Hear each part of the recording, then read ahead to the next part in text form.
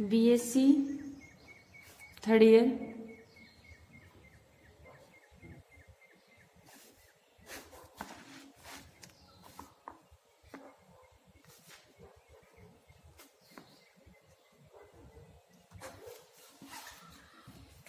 कल हमने उपवलय का चैप्टर पढ़ लिया था कि उपवलय का जो टॉपिक था उपवलय उपक्षेत्र के टॉपिक पढ़ लिया था। आज हम पढ़ते हैं इसके आगे वाला भाग जिसकी डेफिनेशन पढ़ते हैं कि वलय समाकारिता। वलय समाकारिता, वलय समाकारिता क्या होती है? देखो कि माना कि ये डेफिनेशन है, एक नंबर की आती है। माना कि R तथा S क्या है? माना कि R तथा S दो वलय है तथा प्रतिचित्रण F R tends to S वलय समाकारिता कहलाता है। वलय समाकारिता कहलाता है। R टेंड्स टू S है तो वलय समाकारिता कब कहलाएगा? समाकारिता अपन पहले चैप्टर में ही पढ़ चुके थे। संक्रिया दोनों के बीच में एक तो प्लस होती है और एक कौन कौन सा एक ही अच्छादक सिद्ध करते थे ना अपन, एक ही अच्छादक और समाकारिता, यही तो होती है समाकारिता में। एफ ए प्लस में बी तो क्या जाएगा? एफ आइसोमोर्फिज्म बोलते हैं इसको, एफ ए प्लस में एफ बी, ठीक है। और अगर गुणन संख्या के लिए हो तो इसको कैसे लिख सकते हैं? एफ ए और एफ बी, ठीक है। ये समाकारिता का प्रतिचित्रण है। समाकारिता क्या जाएगा? F R tends to S में प्रतिचित्रण है, ठीक है। अब क्या जाएगा इसमें?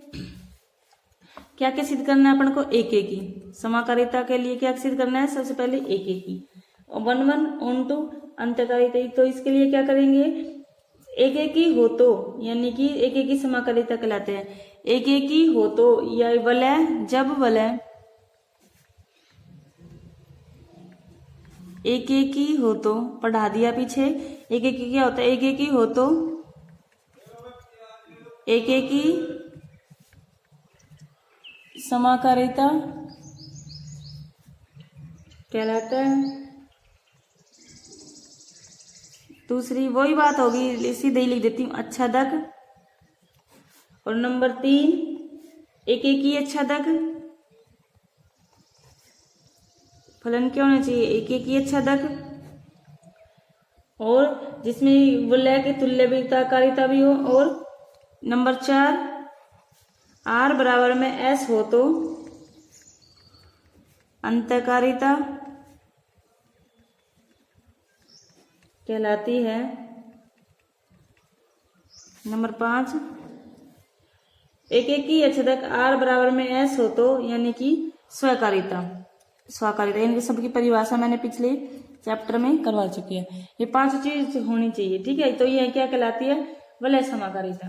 अब देखो रिंग होमोमॉर्फिज्म। अब इसके बाद क्या करते हैं अपन? डेफिनेशन लिख लेते हैं अपन वलय समाकारिता की अष्टी की परिभाषा पहले चैप्टर की तरह ही आ गया ना ये सब कुछ, कि वलय समाकारिता की अष्टी। वलय समाकारिता की अष्टी। वलय समाकारिता की अष्टी में क्या आ गया? माना R तथा S दो वलय है तथा फाई R S समाकारिता है तो R का उपसमुच्चय के वही अष्टी की परिभाषा पढ़ते थे ना, x बिलोंग्स टू, उसमें तो जी ले लेते थे ग्रुप में, इसमें वलय है तो R ले लिया। फाई x इक्वल्स टू उसमें F ले लेते थे, इसमें जीरो डैश, इसमें ई डैश लेते थे, और यहाँ पे क्या लिख देंगे, जीरो डैश एस का तत्समक अवयव है। यह समाकारिता की अष्टी कहलाती है। ठीक है, ये हो गई अष्टी की परिभाषा।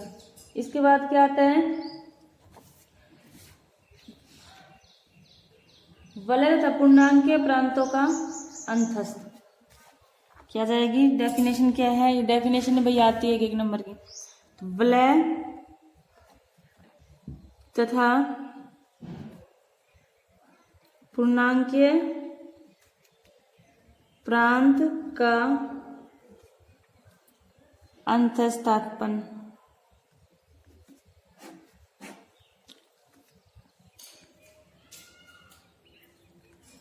क्या जाएगी इसमें, माना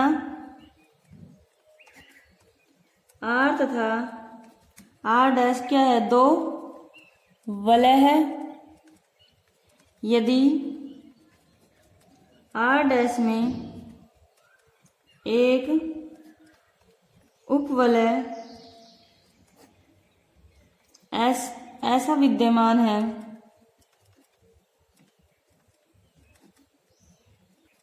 हो कि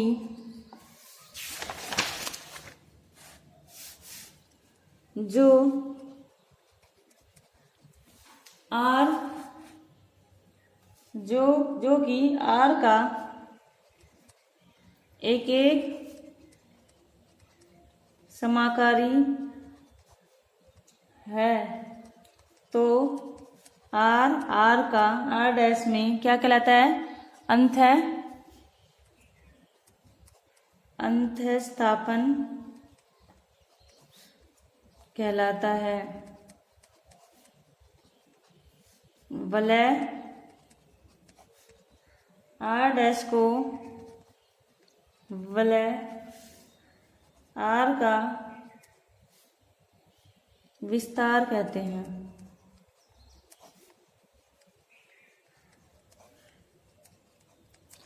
आर का क्या कहलाता है, विस्तार कहते हैं। ठीक है, ये तो हो गई इसकी परिभाषा। अब देखो वलय का ये कहलाता है, अपन पढ़ते हैं अब इसमें एक, पहले अपन क्या कर लेते हैं, सारी डेफिनेशन कर लेते हैं, फिर 1-2 थ्योरम आई हुई है मोस्ट वो कर लेंगे। तो देखो इसके बाद कौन सा है, भागफल। कि भागफल क्षेत्र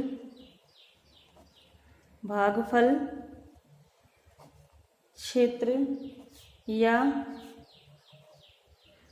विभाग क्षेत्र। क्या होता है भागफल क्षेत्र और विभाग क्षेत्र, इसकी परिभाषा में लिखेंगे अपन, माना D एक पूर्णांकीय प्रांत जिसमें एक से अधिक अवयव है, तब एफ डी का भागफल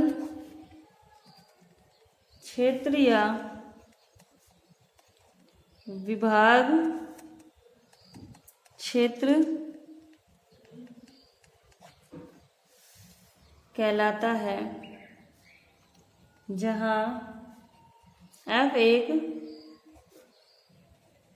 क्षेत्र है तथा एफ एक की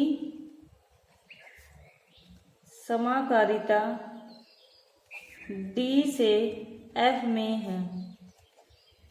अतः ए बिलोंग्स टू एफ होगा को F X upon F Y के रूप में व्यक्त किया जाता है तथा Y not equals to 0, Y equals to not equals to 0। तो अपन यह कह सकते हैं कि एक्स बिलोंग्स टू परिभाषा इसकी भागफल क्षेत्र की तथा यह है भागफल क्षेत्र कहलाता है।